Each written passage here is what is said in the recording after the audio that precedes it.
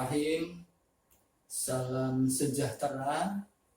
Assalamualaikum warahmatullahi wabarakatuh. Para mahasiswa yang saya banggakan, pada kesempatan ini saya akan berbagi pengetahuan tentang fungsi bahasa ditinjau dari linguistik sistemik fungsional. Jadi ditinjau dari linguistik sistemik fungsional. Bahasa bila ditinjau dari linguistik sistemik fungsional memiliki 3 fungsi. Yang pertama adalah fungsi ideasional. Kedua, fungsi interpersonal. Ketiga, fungsi tekstual. Yang dimaksud dengan fungsi ideasional adalah bahwa bahasa itu berfungsi untuk menyampaikan ide atau gagasan. Kemudian yang dimaksud dengan fungsi interpersonal, bahwa bahasa berfungsi untuk berinteraksi pada orang lain. Kemudian yang dimaksud dengan fungsi tekstual, bahwa bahasa itu berfungsi untuk menghasilkan teks. Berkaitan dengan fungsi ideasional function, perlu kita perhatikan bahwa bahasa itu memiliki peran untuk menyampaikan ide. Karena itu saat kita menggunakan bahasa, perlu dipastikan bahwa ide yang ingin disampaikan itu jelas, akurat, sehingga ketika disampaikan ke orang lain, ide kita akan terpercaya, tidak menimbulkan masalah. Oleh karena itu sangat penting seorang pembicara itu memahami ide yang ingin disampaikan secara jelas. Kemudian berkaitan dengan fungsi interpersonal, bahwa bahasa itu berfungsi untuk berinteraksi kepada orang lain, pada orang lain. Di dalam praktiknya kita perlu atau dapat menggunakan beberapa cara seperti yang terlihat di layar, bahwa yang pertama di dalam menggunakan bahasa dalam rangka interpersonal kita perlu menyapa lawan bicara kita. Misalnya, selamat pagi Bapak,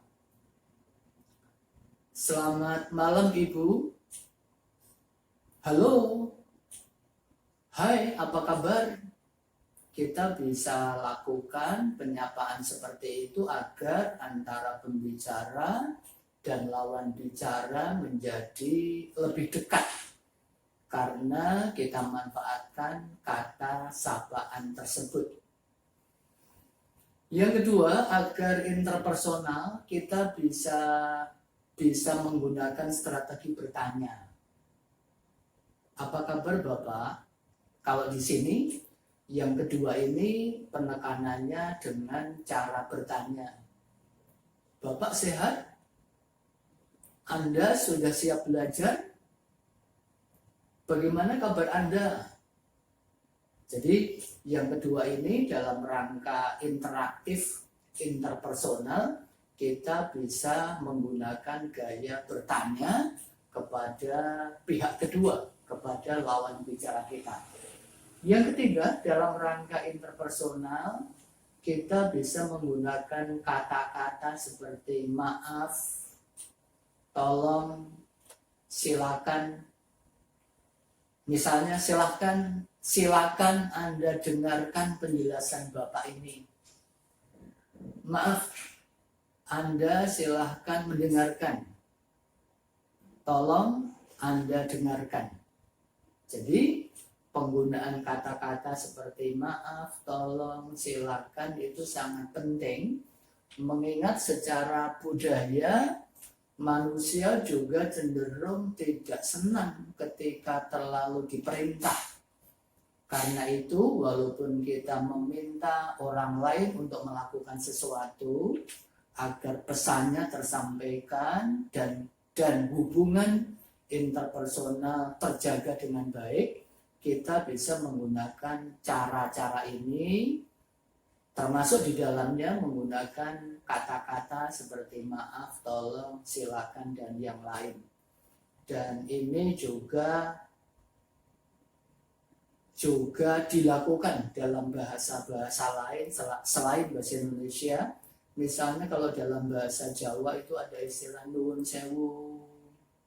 Kalau dalam bahasa Inggris ada please. Dan kata-kata itu dilakukan agar komunikasi dapat berjalan secara baik dan hubungan interpersonal antara pembicara dan lawan bicara menjadi nyaman. Para mahasiswa, yang ketiga adalah fungsi tekstual. Prinsip dari fungsi tekstual bahwa bahasa itu akan membentuk teks. Bahasa itu mendukung terciptanya teks.